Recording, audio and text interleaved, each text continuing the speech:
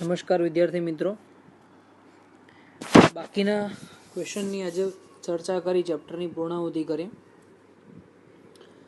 બોલ નિયમિત સુરેખ ગતિ સાથે મુસાફરી કરે છે. સુરેખ ગતિ સાથે મુસાફરી કરે છે તો તેનો અર્થ ખાલી જગ્યા થાય.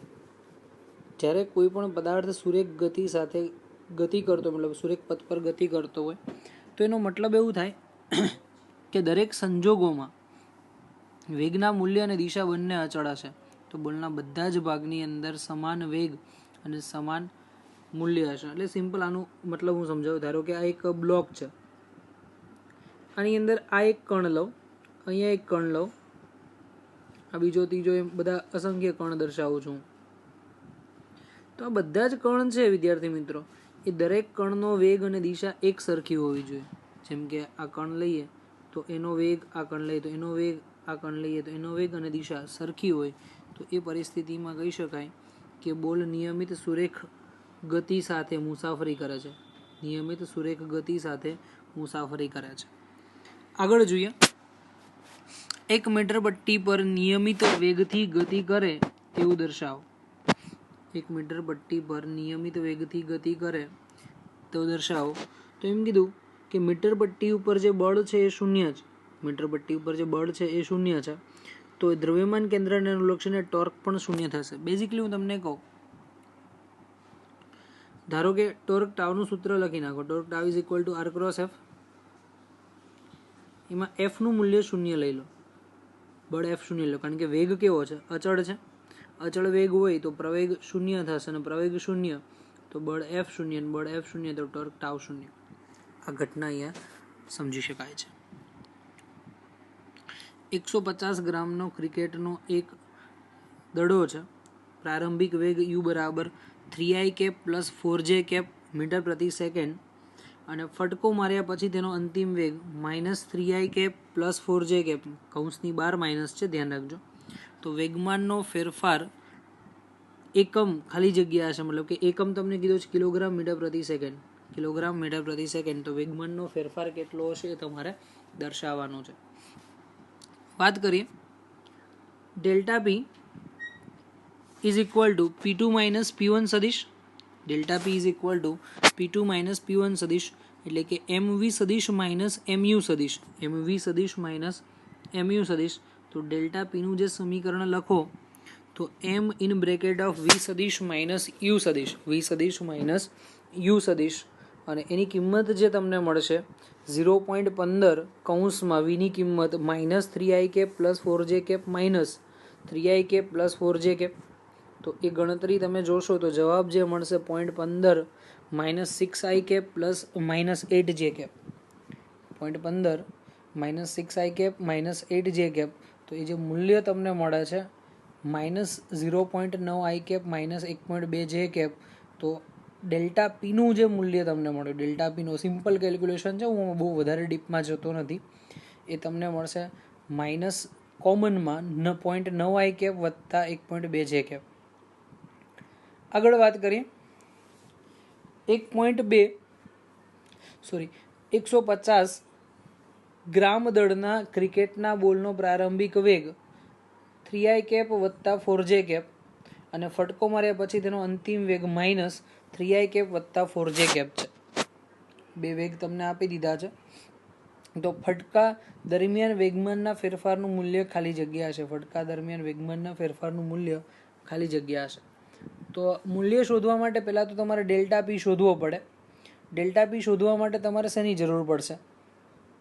ડેલ્ટા પી માટે P2 માઇનસ P1 ની જરૂર પડે કે નહીં? તો P2 માઇનસ P1 શોધવા માટે શું કરશો? તો P2 માઇનસ P1, તો જે કિંમત તમને મળી સેમ ટુ સેમ ઉપરની જ છે. હું ફરીથી તમને કહી દઉં, ડેલ્ટા પીની કિંમત જે બેઠી બેઠી જે ઉપરની મળે છે, તો હું અહીંયા લખી શકું -9i cap plus -9 -0.9i cap વત્તા 1.2j કેપ. ઉપરથી કિંમત ઉઠાવી લો, માત્ર મૂલ્ય શોધવાનું છે, એટલે માનાંકમાં શું લખી શકાય? 0.9 વર્ગ વત્તા 1.2 વર્ગ. કોઈ પણ ઋણ સંખ્યા હોય કે ધન સંખ્યા હોય, મૂલ્ય તો ધન જ મળવાનું છે. ફરીથી કહું કે જે કિંમત તમને મળે છે એ કિંમત કઈ રીતે મળે? 0.9 વર્ગ વત્તા 1.2 વર્ગ, 0.81 વત્તા 1.44, 2.25 વર્ગમૂળ કાઢશું એટલે 1.5 કિલોગ્રામ મીટર પ્રતિ સેકન્ડ મળે છે. કેટલો જવાબ મળશે? 1.5 કિલોગ્રામ મીટર પ્રતિ સેકન્ડ. વાત કરીએ આગળ. કણો વચ્ચેના સંઘાતમાં વેગમાનનો સંરક્ષણનો નિયમ ખાલી જગ્યા વડે સમજાવી શકાય છે. કણોના વચ્ચેનું જે સંઘાત થાય એ સંઘાતની અંદર વેગમાન સંરક્ષણનો નિયમ ખાલી જગ્યા વડે સમજી શકાય છે. તો જુઓ અહીંયા, ઉર્જા સંરક્ષણથી વેગમાન સંરક્ષણ સમજાવી શકાય, ન્યૂટનની ગતિના બીજા નિયમથી સમજાવી શકાય, ન્યૂટનની ગતિના પ્રથમ નિયમથી અને બીજા અને ત્રીજા નિયમથી. તો કોઈ પણ સંઘાત સમજાવી હોય તો સંઘાત સમજાવવા માટે F = ડેલ્ટા પી છેદમાં ડેલ્ટા ડી, બે કણ વચ્ચે જે અથડામણ થાય તો વેગમાનનો ફેરફાર delta P minus delta P divide by delta T એ સમજાવવાનો છે. તો જ તમે સંઘાત વિશે સમજી શકો છો. તો પહેલાં તો એના માટે તમારે ન્યૂટનની ગતિના ત્રીજા નિયમની અને ત્યારબાદ બીજા નિયમની બંનેની જરૂર પડે છે. હવે તમે એમ કહેશો કે સર ત્રીજા નિયમની કેમ જરૂર પડે? માની લો કે દિવાલ પર દડો અથડાય છે, તો જેટલા વેગથી, મતલબ કે એમ કહી શકાય જેટલા બળથી અથડાય એટલા જ બળથી પાછું દિવાલ એને ધક્કો મારશે. તો આઘાત અને પ્રત્યાઘાત કેવા થશે? સમાન મૂલ્યના અને પરસ્પર વિરુદ્ધ દિશામાં. આઘાત અને પ્રત્યાઘાત સમાન મૂલ્યના અને પરસ્પર વિરુદ્ધ દિશામાં જોવા મળે છે. આગળ જોઈએ, એક હોકીનો ખેલાડી ઉત્તર તરફ ગતિ કરતો હોય ત્યારે હરીફ ખેલાડીથી દૂર રહેવા એકાએક તેટલા જ વેગથી પશ્ચિમ તરફ ફરે છે. તો ખેલાડી પર લાગતું બળ ખાલી જગ્યા છે. ખેલાડી ઉપર લાગતું બળ ખાલી જગ્યા છે. ફરીથી ક્વેશ્ચન સમજો. હોકીનો ખેલાડી ઉત્તર તરફ ગતિ કરે છે, ઉપરની બાજુ, અને હરીફ ખેલાડીથી દૂર રહેવા એકાએક તેટલા જ વેગથી પશ્ચિમમાં જાય. ઉત્તરથી ફરીને પશ્ચિમમાં જાય. એટલે માની લો કે જે કોન્સેપ્ટ તમે જુઓ તો નીચેથી ગતિ આમ થશે અને ત્યાંથી પાછું આમ જાય છે, બરાબર. તો એ પરિસ્થિતિમાં પરિણામી વેગ તમને કઈ દિશામાં મળશે? વેગમાન નીચેની દિશા મળશે. તો ડેલ્ટા પી P1 એનું વેગમાન છે અને ડેલ્ટા P2 એનું અંતિમ વેગમાન છે. તો પ્રારંભિક અને અંતિમ વેગમાન માટે OA સદિશ જે છે એને P1 વડે દર્શાવ્યો અને BC સદિશ છે સેમ એટલું જ વેગમાન છે એને -P1 વડે દર્શાવેલું છે. -P1 એટલે કે ઋણ એક્સમાં જાય છે. એટલા માટે કઈ દિશામાં જાય છે? ઋણ એક્સ.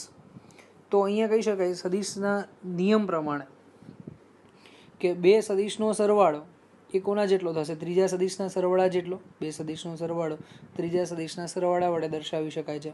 તો લખી શકાય P2 સદિશ માઇનસ P1 સદિશ is equal to delta P. P2 સદિશ માઇનસ P1 સદિશ ઇઝ ઇક્વલ ટુ ડેલ્ટા પી. વિદ્યાર્થી મિત્રો, સિમ્પલ કોન્સેપ્ટ તમારે યાદ રાખવાનું છે. નોર્થમાં જાય એટલે અહીંયાથી આમ થશે અને દેન આફ્ટર ક્યાં જાય છે? અહીંયાથી આમ પશ્ચિમમાં. નોર્થ અને પશ્ચિમમાં જશે તો તમારું જે ફાઇનલી મોમેન્ટમ છે, મોમેન્ટમનો ફેરફાર, તો મોમેન્ટમનો ફેરફાર એટલે બાદબાકી કરવી પડશે. બાદબાકી તમે કઈ રીતે દર્શાવી શકો? અંતિમ માઇનસ પ્રારંભિક લખવું પડે. આને 1 નંબર આપી દો અને 2 નંબર આપી દો, 1 અને 2 નંબર પર આપી દો. તો કઈ રીતે લખી શકાય? અંતિમ માઇનસ પ્રારંભિક. તો હેડ ટુ હેડ અને ટેલ ટુ ટેલ ગોઠવી દો. તો V2 માઇનસ V1 કઈ રીતે દર્શાવી શકાય? V2 minus V1. તો આ બધું જ રબ કરી દઈએ પહેલાં તો. V2 ની દિશા કઈ બાજુ છે? V2 ની દિશા કઈ બાજુ છે? જે ડાયરેક્શન છે એમાં જ લખી દો. એટલે V2 જે છે પશ્ચિમમાં આમ જશે. V1 છે એની વિરુદ્ધ દિશામાં, એટલે માઇનસથી છે એટલે નીચે આવશે. કારણ કે ઉપર નોર્થમાં જાય, માઇનસ કરો એટલે વિરુદ્ધમાં, એટલે નીચે આવશે. હવે આ બંનેનો પરિણામી સદિશ હંમેશા ક્યાંથી મળશે? અહીંયાથી વચ્ચેથી મળશે. સમાંતર બાજુ ચતુષ્કોણનો નિયમ. તો આ ડાયરેક્શન કઈ થઈ? તો આ તમારી સાઉથ ડાયરેક્શન થઈ, આ તમારી વેસ્ટ ડાયરેક્શન થઈ. તો પશ્ચિમ અને દક્ષિણ સાથે ખૂણો બનાવે છે. આગળ જુઓ, 2 કિલોગ્રામ દળનો એક પદાર્થ x બરાબર PT plus QT² plus RT નો ઘન અનુસાર ગતિ કરે છે. તો Q બરાબર 4 મીટર પ્રતિ સેકન્ડ સ્ક્વેર, P બરાબર 3 મીટર પ્રતિ સેકન્ડ અને R બરાબર 5 મીટર પ્રતિ સેકન્ડનો ઘન. તો T બરાબર 2 સેકન્ડ પર લાગતું બળ ખાલી જગ્યા હશે. T બરાબર 2 સેકન્ડ ઉપર લાગતું બળ ખાલી જગ્યા હશે. એક્સની કિંમત લખો PT plus QT² plus RT નો ઘન. વિકલન કરો dx/dt, વિકલન કરો dx/dt. P અચળ, વિકલન કરશો તો P અચળ, T નું T ની સાપેક્ષે વિકલન 1, T² નું વિકલન 2 ઘાત આગળ 1 ઘાત ઓછી, 2 2qt, તો p plus 2qt plus 3rt², કારણ કે 3 ઘાત છે, 3 ઘાત આગળ જશે અને 1 ઘાત ઓછી થશે. વેગ મળી ગયો. પ્રવેગ જોયો, ફરીથી વિકલન કરો. p નું વિકલન 0 અચળ છે એટલે 2q બાર t નું વિકલન 1 એટલે 2q. 2 ઘાત આગળ તો 3 દુ 6, 6rt 1 ઘાત ઓછી, કારણ કે 2 માંથી 1 ઘાત ઓછી થાય એટલે 1 વધશે, તો 6rt. તો જવાબ જે તમને મળશે 2q પ્લસ 6rt.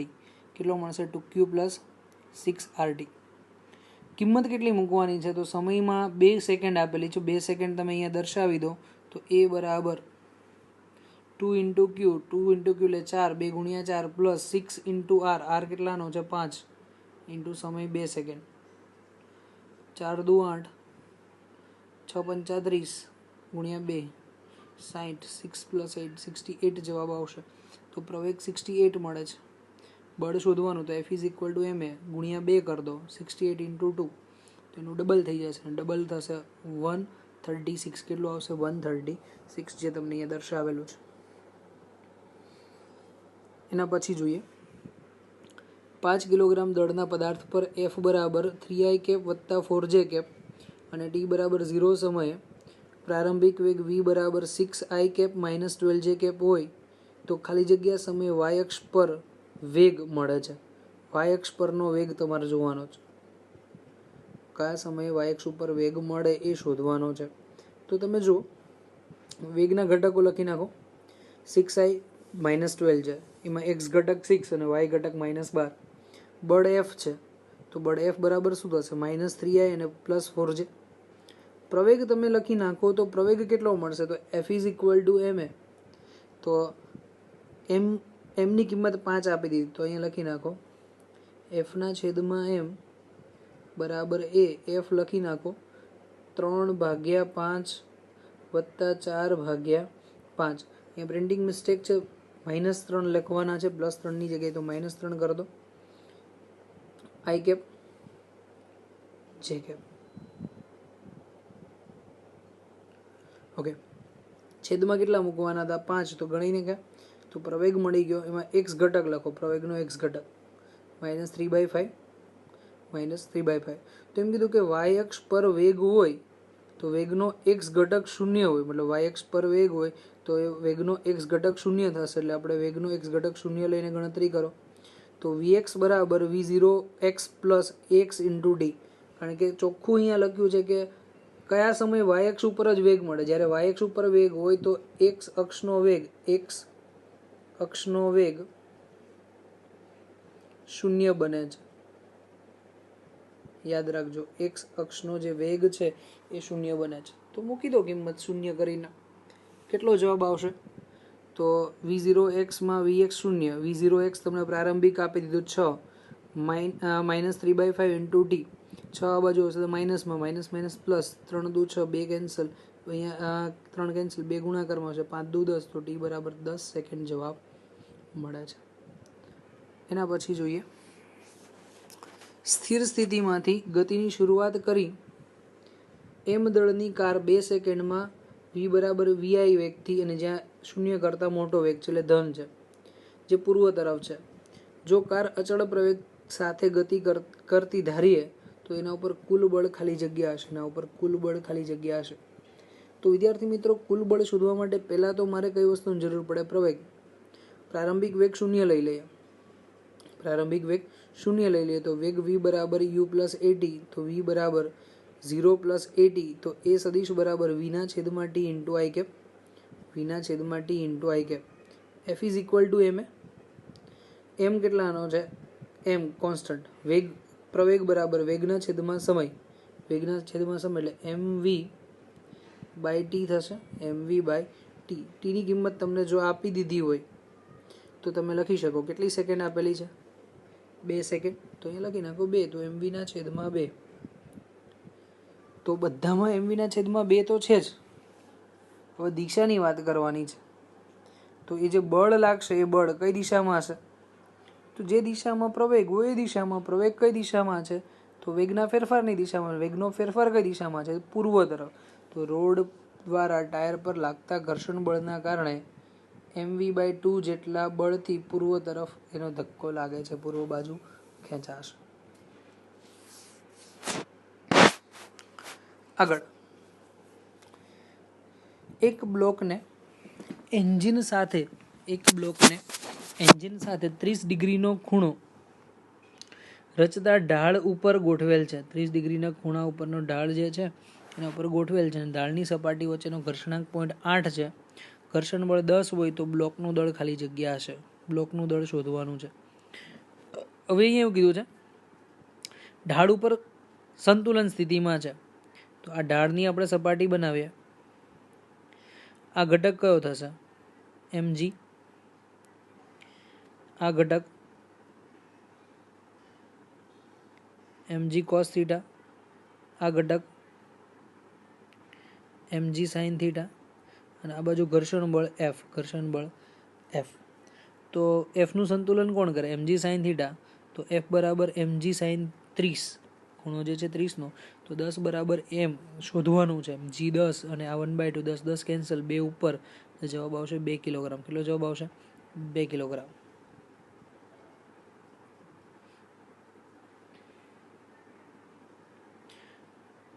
એના પછી એક ખેલાડી 20 મીટર પ્રતિ સેકન્ડના વેગથી 150 ગ્રામ દળના બોલને 0.1 સેકન્ડમાં ઝીલે છે. તો પોઈન્ટ સમય આપી દીધો, વેગ આપી દીધો, દળ આપી દીધું. તો બોલ વડે ખેલાડીના હાથ ઉપર લાગતું બળ શોધવાનું છે. તો બળ શોધવા માટે delta P by delta T જોઈએ. F is equal to delta P છેદમાં ડેલ્ટા ટી. ડેલ્ટા પીની કિંમત એટલે કે અંતિમ વેગમાન માઇનસ પ્રારંભિક વેગમાન. તો લખી શકાય mv1 માઇનસ mv2. તમે એમ કહેશો કે mv1 માઇનસ mv2 કેમ લખ્યું? કારણ કે પ્રારંભિક વેગમાન છે, તમારે મૂલ્ય જ શોધવાનું છે. તો પ્રારંભિક કંઈક વેગ છે, પણ જ્યારે હાથમાં કેચ કરી લે તો અંતિમ વેગ તો શૂન્ય થશે કે નહીં? તો એ પરિસ્થિતિ માટે આપણે એની કિંમત શૂન્ય લીધેલી છે. તો લખી નાખીએ mv1 માઇનસ v2 છેદમાં ટી. તો m એટલે કે 0.15, કારણ કે 150 ગ્રામને તમે કિલોગ્રામમાં ફેરવી નાખો તો જવાબ કેટલો આવશે? 0.15. v1 એટલે કે 20, 0.15 ગુણ્યા 20 છેદમાં 0.1, એટલે જવાબ જે મળશે 30 ન્યૂટન મળશે. કેટલો જવાબ મળશે? 30 ન્યૂટન. આગળ વાત કરીએ. જમીન પર રહેલો એક ફુવારો, જમીન ઉપર જે એક ફુવારો છે તેની આસપાસ ચારે બાજુ પાણી છાંટે છે. ફુવારામાંથી બધી બાજુ પાણી છટાય. જો ધારો કે એક્ઝામ્પલ તમને આપું, અહીંયાથી આમ ફુવારો છે, તો આ બાજુ આમ પાણી જાય, અહીંયાથી આમ જાય, આ બાજુ આમ જાય, ચારે બાજુ પાણી છાંટે. તમે કદાચ જોયું છે ગાર્ડનની અંદર, તો બધી જ બાજુ પાણી છાંટતો હોય તો એ ફુવારાની અંદર વી જેટલી ઝડપથી પાણી બહાર નીકળે છે. તો પાણીથી ભીના થતા ભાગનું, પાણીથી ભીનો થતો જે ભાગ છે એનું ક્ષેત્રફળ કેટલું મળે એ તમારે શોધવાનું છે. આજુબાજુનો જેટલો બી ભાગ ભીનો થતો હોય તો એનું ક્ષેત્રફળ કેટલું મળે એ તમારે શોધવાનું છે. તો વિદ્યાર્થી મિત્રો, આની આપણે ગણતરી કરીએ. તો પહેલાં તો વેગ જોઈશે, અને એ વેગની કિંમત તમને વી આપી દીધું, અને એના માટે તમે લખશો કે પાઈ v² છેદમાં g². ઇન શોર્ટ આપણે લખીએ, અવધિ માત્ર લખીએ, મેક્સિમમ અંતર સુધી જાય તો અવધિ r બરાબર v²/g. અવધિ r is equal two v²/g. અને અવધિ ઉપરથી તમારે સમીકરણ શું લખવાનું છે? ક્ષેત્રફળ. તો ક્ષેત્રફળ એ બરાબર πr². આરની કિંમત લખી નાખો v² છેદમાં g એનો હોલ સ્ક્વેર, એટલે કે v⁴ છેદમાં g². ક્ષેત્રફળ માટે πr² થાય, અને πr² માટે બેઝિકલી આપણે લખી શકીએ, શું લખાય? આરની કિંમત છે v²/g, તો v⁴ અને એના છેદમાં g². આગળ જોઈએ.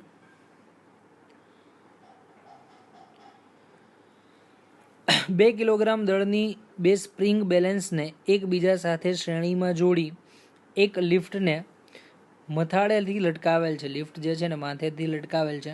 જો નીચેની સ્પ્રિંગના છેડે 10 કિલોગ્રામ દળ લટકાવવામાં આવે અને લિફ્ટ g/6 જેટલા પ્રવેગથી નીચે તરફ ઉતરતી હોય તો સ્પ્રિંગ બેલેન્સનું વજન કેટલું થશે એ નોંધવાનું છે. ફરીથી કહું, 2 કિલોગ્રામ દળની બે સ્પ્રિંગ બેલેન્સને એકબીજા સાથે જોડેલી છે, અને લિફ્ટના મથાળે ઉપરના છેડે એને લટકાવવામાં આવે છે. જો નીચેની સ્પ્રિંગના છેડે 10 કિલોગ્રામ દળ લટકાવવામાં આવે તો લિફ્ટ G/6 જેટલા પ્રવેગથી નીચે ઉતરતી હોય તો સ્પ્રિંગ બેલેન્સ વડે નોંધાતું વજન શોધવાનું છે. તો વિદ્યાર્થી મિત્રો, તમે જોઈ શકો કે ટોટલ દળ જે થશે એ કેટલું આવશે, તો 10 કિલોગ્રામ વત્તા 2 એટલે 12 કિલોગ્રામ થશે.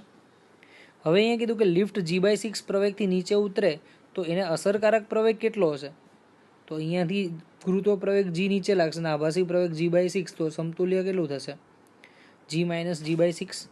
તો G - G/6 એટલે 5G/6 થશે. કેટલું થશે, 5G/6. ઉપર નોંધાતું વજન mg', કેટલું વજન આવશે, mg', m બરાબર 12, g બરાબર 5g/6, 6 દુ 12 એટલે કે 2 આવશે, 2 × 5 10 g જેટલું વજન આવશે. તો અહીંયા આપણે લખી શકીએ છીએ કે જે પણ વજન બળ મળશે એ 100 ન્યૂટન જેટલું, અને દળ પૂછે તો દળ કેટલું આવશે, તો 10 કિલોગ્રામ જેટલું દળ લાગશે. કેટલું લાગશે, 10 કિલોગ્રામ. આગળ જોઈએ. આકૃતિમાં દર્શાવ્યા મુજબ ટેબલની સપાટી અને 2 કિલોગ્રામ દળના બ્લોક વચ્ચેનો સ્થિત ઘર્ષણાંક પોઈન્ટ 2 છે. બી બ્લોકના દળનું વધુમાં વધુ મૂલ્ય કેટલું રાખવું જોઈએ કે જેથી બંને બ્લોક ખસી શકે નહીં. બીનું મૂલ્ય કેટલું રાખવું જોઈએ કે જેથી એ ખસી શકે નહીં. અને અહીં દોરી અને ગરગડી લીસી અને વજન રહિત ધારવ. દોરી અને ગરગડી લીસી છે અને વજન રહિત ધારવામાં આવે છે. તો વિદ્યાર્થી મિત્રો, બેઝિક કેલ્ક્યુલેશનમાં જોઈએ કે ઘર્ષણ બળ હોય તો જ સંતુલનમાં રહેશે. ઘર્ષણ બળ હશે તો જ સંતુલનમાં રહે. તો ઘર્ષણ બળ કઈ રીતે શોધી શકાય, ઘર્ષણ બળ જે છે એ કઈ રીતે શોધી શકાય, તો F જે છે અહીંયા સંતુલન આપણે લખીએ. ધારો કે આ વજન બળ કેપિટલ M દળનો લઈએ અને આ સ્મોલ m દળનો. અહીંયાથી ધારો કે તણાવ બળ T છે, તો આ બાજુથી બી તણાવ બળ T લાગશે અને આ બાજુ એનું ઘર્ષણ બળ F જેટલું હશે સંતુલન સ્થિતિમાં હશે. તો T બરાબર આપણે F લખી નાખો. T બરાબર શું લખી શકાય, F. અને F નું મૂલ્ય કોના જેટલું થશે, તો આ mg જેટલું થશે. F નું મૂલ્ય જે છે કોના જેટલું થશે, mg જેટલું. તો લખી નાખો Fs = mg. Fs = mg, બીના વજન જેટલું. હવે બીજી કિંમત કઈ મળે, તો F = μsn થશે. F = μsn, કારણ કે અહીંયા લંબબળ લાગશે અને એ વજન બળને સમતોલે, તો μsn. તો આપણી પાસે સમીકરણ લખી શકાય, એક F બરાબર mg અને બીજું આવશે μs કેપિટલ mg. મૂકી દો કિંમત, તો અહીંયા g કેન્સલ. હવે આપણે જોઈએ છે કિંમત કોની, તો જે સેકન્ડ પાર્ટ છે m, તો m = μs × capital M. μs કેટલાનો છે, 0.2. કેપિટલ M કેટલાનો છે, 2 નો. તો 0.2 × 2 એટલે કે જવાબ આવશે 0.4. તો તમે જોઈ શકો કે અહીંયા 0.4 કિલોગ્રામ જેટલું વજન લટકાવી શકો છો, એનાથી વધારે વજન લટકાવી શકાય નહીં.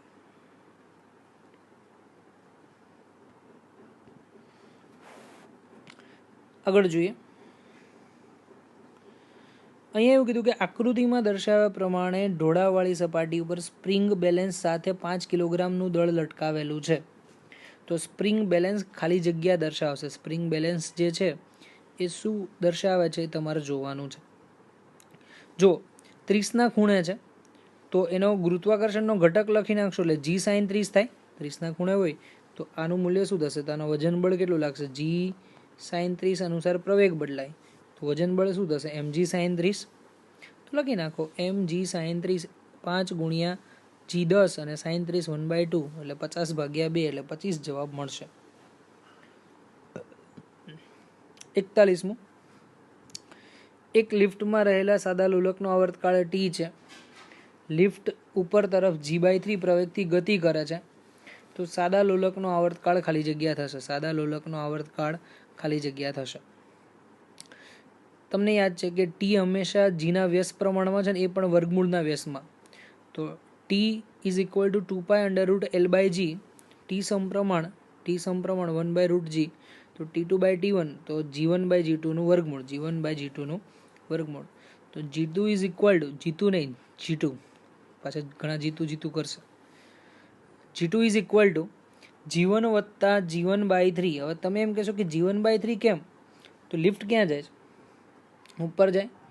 અહીંયા ગુરુત્વાકર્ષી બળમાં જી તો છે જ, ઉપર જાય એટલે નીચેની બાજુ આભાસી બળ લાગશે, અને આભાસી બળ કેટલું લાગશે? G/3. સરવાળો કરો તો G+G/3, G2 બરાબર શું થાય? G+G/3. તો મૂકી દો કિંમત. T2/T1 is equal two G/4G/3, GG cancel, તો 3 ઉપર તો 3/4T. તો અહીંયા લખી શકે વર્ગમૂળમાં 3/4 ઇન્ટુ ટી, 3નું વર્ગમૂળ ના એટલે √3/2 ઇન્ટુ ટી. કેટલો જવાબ આવશે? √3/2 ઇન્ટુ ટી. બેઝિક એકદમ સિમ્પલ ક્વેશ્ચન છે, ઇઝીલી તમે સોલ્વ કરી શકો છો, કંઈ ચિંતા કરવાની જરૂર નથી. ખાલી તમને મેથડ ખબર હોવી જોઈએ, સૂત્ર યાદ હોવા જોઈએ, મેથડ ખબર હોવી જોઈએ. આગળ વાત કરીએ કે થીટા કોણ એક ઘર્ષણ ઢાળવાળી મતલબ ઘર્ષણ રહિત ઢાળવાળી સપાટી પર એમ દળના બ્લોકને મૂકવામાં આવે છે. અહીં ઢાળ પ્લસ બ્લોકને સમક્ષિતિજ દિશામાં એ પ્રવેગથી ગતિ કરાવવામાં આવે છે. કેટલા પ્રવેગથી અહીંયા ગતિ કરે છે? એ જેટલા પ્રવેગથી ગતિ કરાવવામાં આવે છે.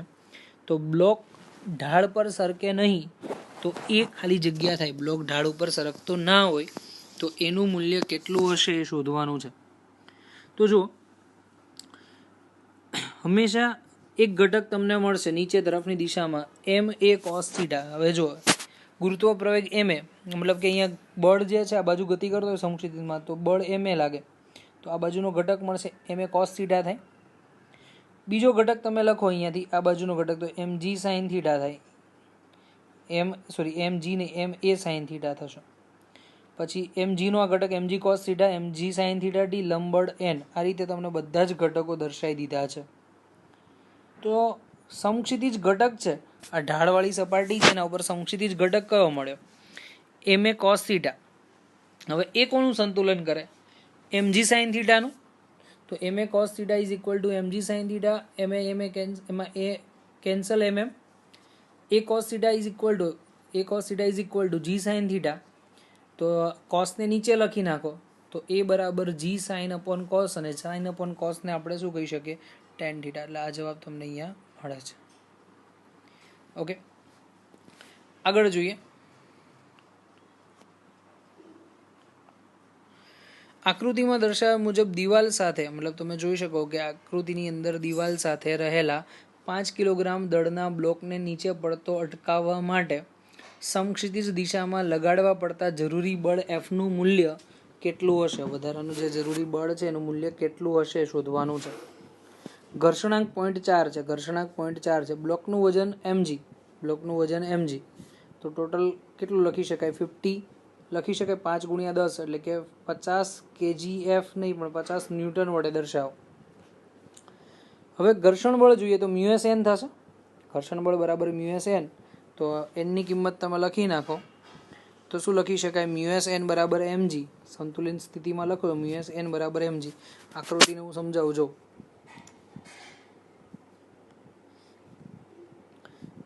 અહીંયા જો આ બળ F લાગે, ઘર્ષણ બળ કઈ બાજુ લાગશે? પદાર્થ નીચે આવતો હોય તો ઘર્ષણ બળ ઉપરની બાજુ લાગશે.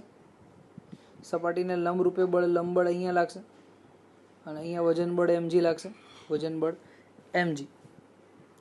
તો લંબબળનું મૂલ્ય તમારે કોના જેટલું થાય? તો બાહ્ય બળ જેટલું થાય, F મેક્સિમમ જેટલું. તો અહીંયા લખી શકાય F બરાબર μsn, ઘર્ષણ બળ F બરાબર μsn, અને n ની કિંમત તમને કેટલી મળી? તો μsn બરાબર mg, કારણ કે ઘર્ષણ બળ જેટલી જ કિંમત મળે. હવે μsn ની જગ્યાએ મેં F લખી નાખ્યો કારણ કે ઉપરથી આકૃતિમાં જોઈ શકો n બરાબર F અને F બરાબર mg. તો μsf બરાબર mg, તો F બરાબર mg ના છેદમાં μs, તો 50 ના છેદમાં 0.4 એટલે 500 ના છેદમાં 4 એટલે 125 જવાબ મળે. જે જવાબ આવે છે કેટલો આવશે? 125. આગળ વાત કરીએ વિદ્યાર્થી મિત્રો, સમક્ષિતિજ સપાટી સાથે 30 ડિગ્રીનો જે ખૂણો બનાવતા ઢાળ પર રહેલા 100 ગ્રામ દળના બ્લોકને સ્થિર હોય તો તેના ઉપર લાગતું ઘર્ષણ બળ ખાલી જગ્યા એટલે સ્થિર બ્લોક હોય તેના ઉપર ઘર્ષણ બળ કેટલું છે એ શોધવાનું છે. તો વિદ્યાર્થી મિત્રો F બરાબર mg sin 30, અને mg sin 30 એટલા માટે ઢોળાવાળી સપાટી છે, આ બ્લોક સ્થિર છે, તો અહીંયા જે ઘટક મળશે આવશે mg sin 30, અને આ બાજુ ઘર્ષણ બળનો ઘટક આવશે F. તો F બરાબર mg sin 30, m બરાબર 100 ગ્રામ છે, કિલોગ્રામમાં ફેરવો એટલે 0.1, g 9.8 અને sin 30 1/2. એ જવાબ આવશે 4.9 ગુણ્યા 10⁻1, જે સેમ આગળ ક્વેશ્ચન આવી ગયું.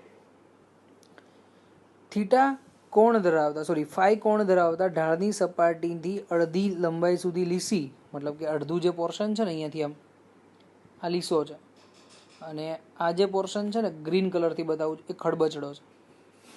બે પોર્શન છે, એક તો લીસો છે ને ખરબચડો છે. તો તમને એવું કીધું છે આ ઢાળની ટોચથી એક બ્લોક ગતિની શરૂઆત કરીને તળિયે પહોંચે અને સ્થિર થાય છે, તો ઘર્ષણાંક કેટલો મળે એ શોધવાનો છે. ઘર્ષણાંક કેટલો મળે એ શોધવાનો.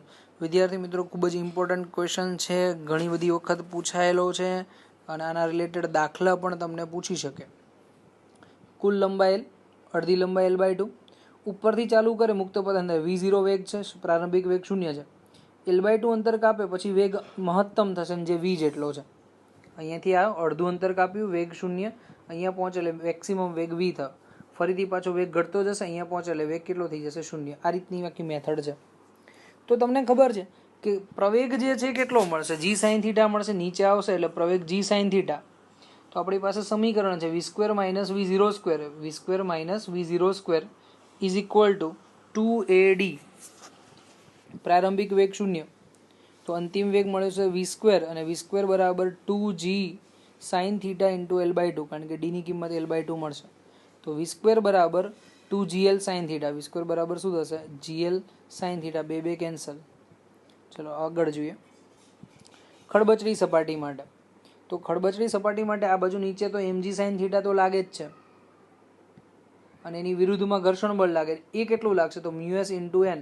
તો μs m નો m અને n ની જગ્યાએ mg cos θ થશે. mg cos θ, mm કેન્સલ એટલે પ્રવેગ તમે લખી નાખો g કૌંસમાં sin θ માઇનસ μs cos θ. પ્રવેગ a બરાબર g કૌંસમાં sin θ minus μs cos θ. Theta કો ફાઈ કો કોઈ ફરક પડતો નથી. અંતિમ વેગ 0, પ્રારંભિક વેગ મહત્તમ, તો minus v² minus v² is equal two 2ad. તો અંતિમ વેગ 0 લખ્યો છો અહીંયા. v' ની કિંમત મળી ગઈ gl sin θ, જે આગળથી મેં મૂકેલી છે. અહીં 2 ઇન્ટુ a' ની કિંમત જો અહીંયાથી લખું છું, g કૌંસમાં sin phi minus μs cos phi અને લંબાઈ L/2. સંતુલિત કરો, બંનેમાંથી g cancel, l cancel, 2 cancel. તો અહીંયા શું વધ્યું? Minus sin phi. આ બાજુ શું વધ્યું? sin phi minus μs cos phi. μs cos phi ને આમ લઈ જાઓ એટલે પ્લસ, અને sin ને આમ લઈ જાઓ ab પ્લસ.